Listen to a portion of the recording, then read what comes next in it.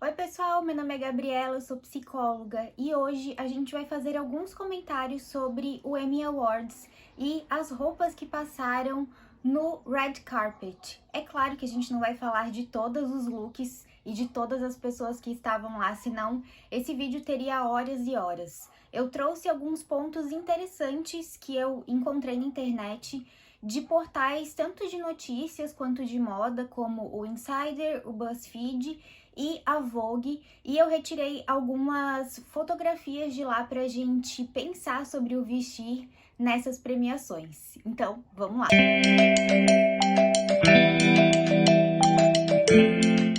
O primeiro ponto que chama atenção é a diversidade de etnias, povos, corpos, enfim.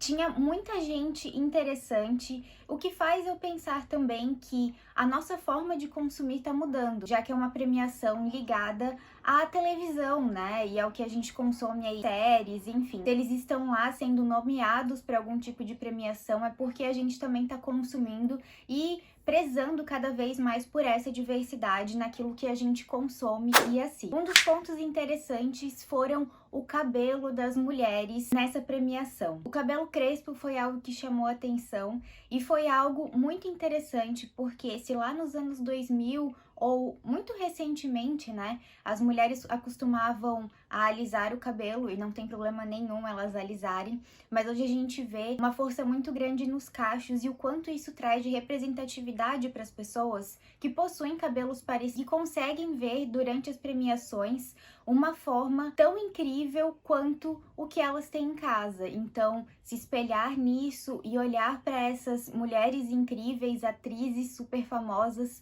com um cabelo super cacheado, elegante, incrível, faz com que, com certeza, as pessoas se identifiquem com esse tipo de cabelo e se olhem com mais carinho no espelho. Eu vou trazer a citação de um livro que eu, de vez em quando, trago aqui para vocês, né?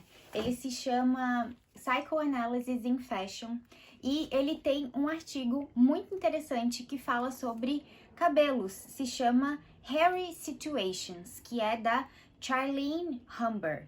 E ela fala o seguinte: nosso estilo de cabelo é uma mensagem que nós passamos para os outros sobre a nossa personalidade. Biologicamente, ele tem a função de proteger nossa cabeça contra o calor e o frio. Através dos séculos, o cabelo tem se tornado uma importante parte da nossa aparência e da nossa intenção de expressão. E aqui nesse artigo, ela vai trazendo questões relacionadas principalmente ao cabelo crespo e ao cabelo afro, né? Então, nós temos aqui algumas ilustrações, né, que vocês podem ver, e ela é uma mulher afro-americana que conta a história não só pessoal, mas trazendo elementos teóricos, inclusive da psicanálise, para pensar as questões com o cabelo e o quanto ele é também um símbolo de identificação com os outros. Então, se antes a gente não conseguia ver tantas mulheres de poder com cabelos cacheados em premiações, o Emmy Awards desse ano veio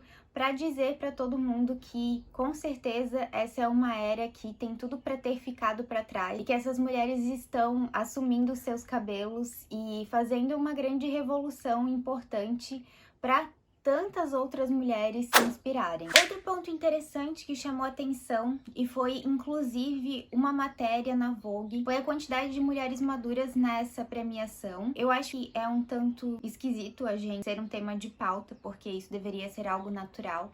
Mas é interessante porque essas mulheres estão sendo destaque e ganhando prêmios incríveis como a atriz de Hack. Eu sou apaixonada por essa série, uma série muito gostosinha de assistir. E a gente vai falar sobre mais um ator de Hacks que arrasou nessa premiação. O caso é que essas mulheres estavam na premiação para receber prêmios e serem prestigiadas, e o quanto isso é importante, porque geralmente na indústria essas mulheres acabam sendo descartadas. Eu acho que tem toda uma questão pra gente pensar e avaliar do porquê que isso acontece, mas a gente vê também que alguns movimentos feministas estão fazendo uma grande revolução, seja na questão da idade das mulheres, quanto as mulheres, obviamente, não tem nenhum tipo de prazo de validade, mas o quanto isso acaba sendo consolidado também nas premiações, com essas mulheres incríveis sendo destaque, com vestidos perfeitos, que vocês estão vendo aí na tela, com certeza. Outro ponto importante é que nós temos a MJ Rodriguez, que é a nossa atriz maravilhosa, a Mami de Pose, né? A mãe das casas ali, para quem assistiu. E ela foi a primeira mulher trans a estar no red carpet em uma premiação no Emmy Awards. Então já temos aí uma grande revolução e ela tá entre essas mulheres super poderosas fazendo uma grande revolução dentro do Emmy e dentro da história, né, das premiações, da televisão, do cinema. Acho que isso é muito incrível, que a gente tenha cada vez mais mulheres trans sendo nomeadas para premiações e participando desses eventos, né? Tá mais do que na hora pra gente abrir essa possibilidade para todas as pessoas. O caso é que o tema envelhecer para a mulher é um grande tabu, né? Tanto que a gente observa nas imagens que a maioria das mulheres estão com várias cirurgias plásticas ou algumas intervenções estéticas importantes, né? Que a gente vê aí uma grande deformação até mesmo do rosto. Esse assunto do envelhecer para a mulher, ele é um super tabu, porque me parece que realmente vai por essa onda de descarte, né? E a relação com o corpo também, né? Então que uma mulher, ela não pode ter um corpo de uma mulher de 60 ou 70 anos, que ela tem que continuar olhando ou querendo, vislumbrando um corpo de uma mulher de 30, né? Não que existe um corpo de uma mulher de 60 ou um corpo de uma mulher de 30, mas que existe essa busca eterna por uma juventude. Então, eu vou colocar aqui uma citação importante que eu já indiquei, ou que eu vou indicar para vocês, que se chama Corpos de Passagem. Acentuar a separação entre boa forma e corpo é beirar a caricatura. O corpo vira uma espécie de bagagem de mão de boa forma. Às vezes, tem-se a impressão de que a boa forma saiu por aí sozinha, deixando sua bagagem guardada dentro de um armário. Mas, cedo ou tarde, a bagagem aparece de surpresa, como se tivesse sido liberada por algum demônio ou vírus. Chega de repente e se instala, irrompe os sonhos da boa forma e pede atenção exclusiva. É como a tal bagagem sabe que raramente é bem-vinda. Assume um perfil choroso, dramático, dependente, aborrecedor. A boa forma entra em pânico e pergunta: onde foi que eu errei? E quanto mais a boa forma tenta se livrar de sua bagagem, seja fugindo dela, seja tentando domesticá-la, mais a sua presença lhe parecerá inadequada e intolerável. Uma situação aparentemente sem saída. E aí a gente vê essas saídas para uma busca desenfreada por esse padrão. A questão é a gente colocar isso em pauta e comemorar que essas mulheres estão sendo finalmente vistas, independente da forma que elas estão, porque, claro, isso também é uma demanda da sociedade, né? Então, se demanda uma coisa, a mulher responde a isso e a mulher ainda assim é criticada. Então, são pontos pra gente observar e ter também compaixão com essas mulheres que estão aí muito mais na mira da sociedade do que a gente. A gente já sente essa pressão estética de alguma forma, imagina essas pessoas que estão aí no spotlight. Outro ponto muito interessante desse Emmy Awards foi a diversidade de corpos, e aqui eu trouxe só algumas dessas maravilhosas atrizes que estavam por lá. Inclusive, junto com essas fotos, está aí um dos meus vestidos preferidos da premiação, que é o da Beanie Feldstein. Não sei se o nome se pronuncia dessa forma, mas a diversidade de corpos nessa premiação também demonstra o quanto a representatividade ela está crescendo cada vez mais e o quanto o nosso consumo e a nossa pressão de consumidores acaba fazendo com que essas atrizes estejam cada vez mais em destaque. A gente ainda precisa caminhar muito, a gente ainda precisa avançar muito nessas questões, e é interessante olhar e saber que aos pouquinhos a gente tá chegando lá e caminhando para uma diversidade cada vez maior. Eu vou indicar para vocês um Instagram muito interessante que fala sobre essa questão da pressão estética das mulheres com relação aos corpos. E na verdade ele faz uma comparação das imagens reais, inclusive tem do Emmy Awards, e das publicações que essas atrizes ou cantoras acabam colocando no Instagram. Muitas vezes a gente acaba sendo enganado, né? Ou fantasiando ali um corpo, desejando um corpo igual a daquela atriz ou daquela cantora.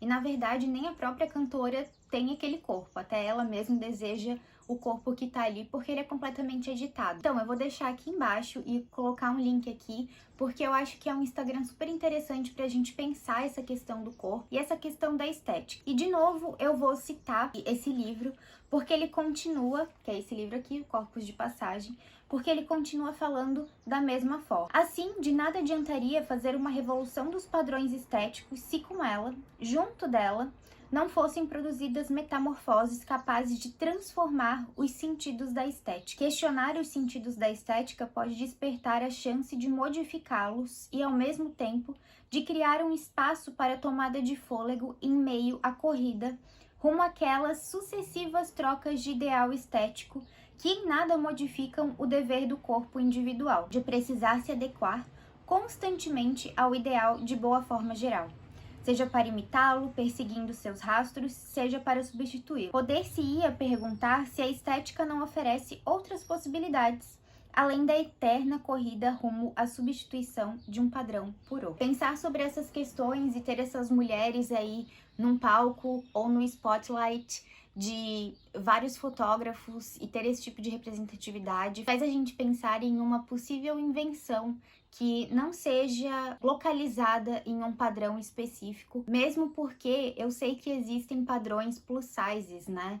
Então, pensar em que não é necessário ter um padrão pra gente olhar e se guiar. É possível a gente se guiar a partir da pluralidade e da singularidade para que a gente se aproprie cada vez mais daquilo que é único em cada uma de nós. E essas mulheres incríveis atrizes aí das fotos nos proporcionam também um pouquinho dessa inspiração. Agora, passando pra moda masculina, que eu sei que muitas vezes acaba sendo deixado um pouquinho de lado, porque, sinceramente, os homens nas premiações acabam sendo muito básicos.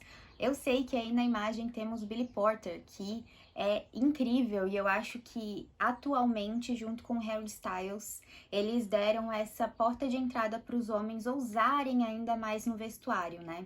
E aqui eu coloquei um dos meus looks preferidos. Eu percebi que os homens usaram muito azul nessa premiação e eu amei.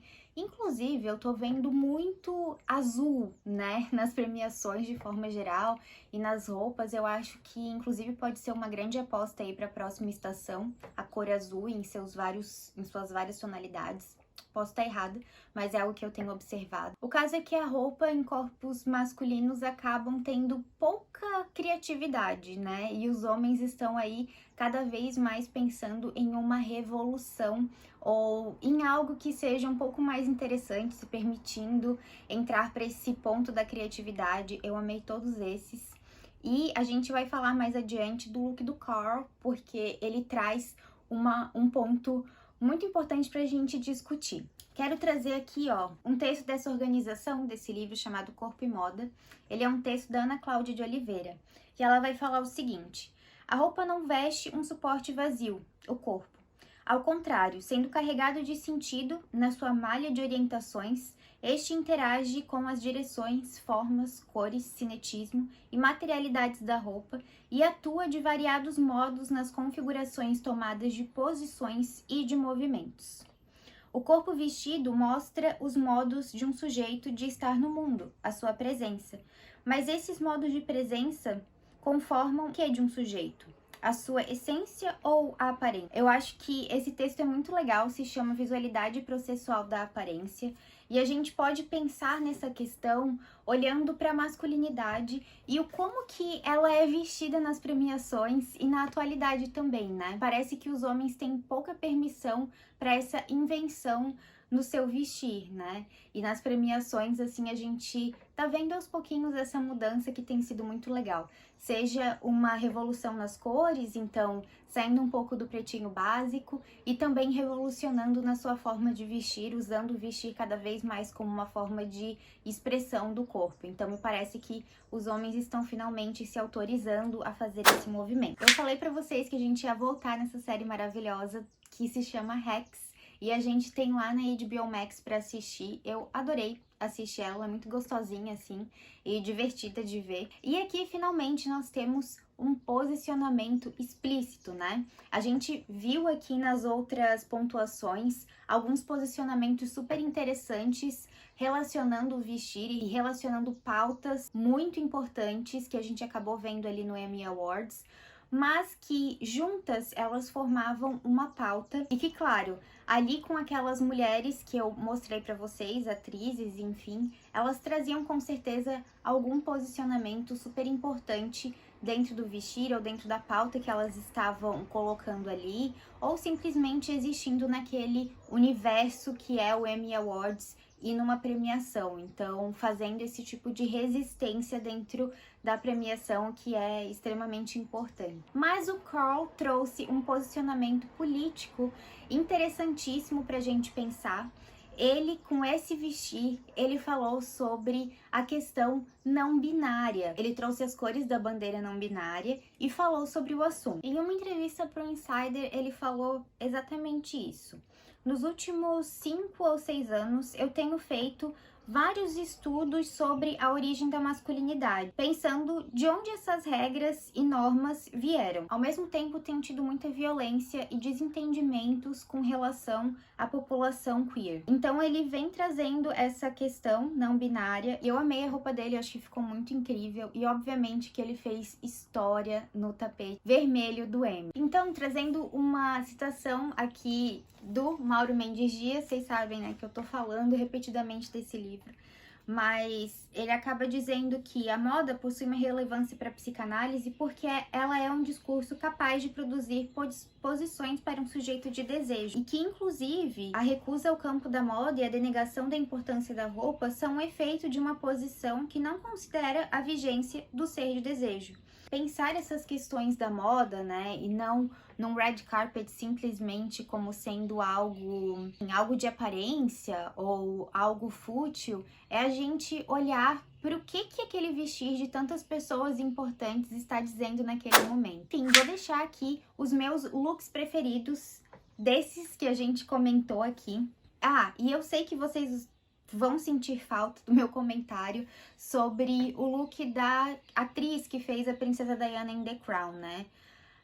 Eu não achei muito interessante, eu sei que foi algo assim para chocar e talvez provocar um estranhamento, né, nas pessoas, e acho que talvez o look dela tinha uma função artística também pra gente repensar o vestir de uma forma estética padronizada, quem sabe. Mas enfim, eu achei até que tinha algum ponto histórico, assim, né, ou alguma narrativa através desse vestir. Eu não achei, eu sei que foi um look feito pela Miu Miu, né.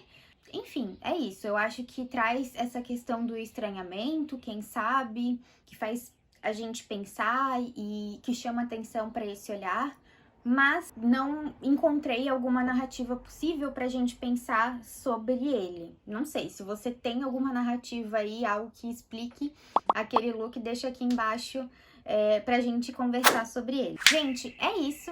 Se vocês gostam desses tipos de vídeo, já deixa um like aqui, comenta o que você achou do Emmy Awards, se você gostou dessa separação de look. Eu vou deixar o link dos livros aqui embaixo para vocês observarem e espero que vocês tenham gostado. A gente se vê no próximo vídeo, já se inscreve no canal para não perder nada. Um beijo e até mais!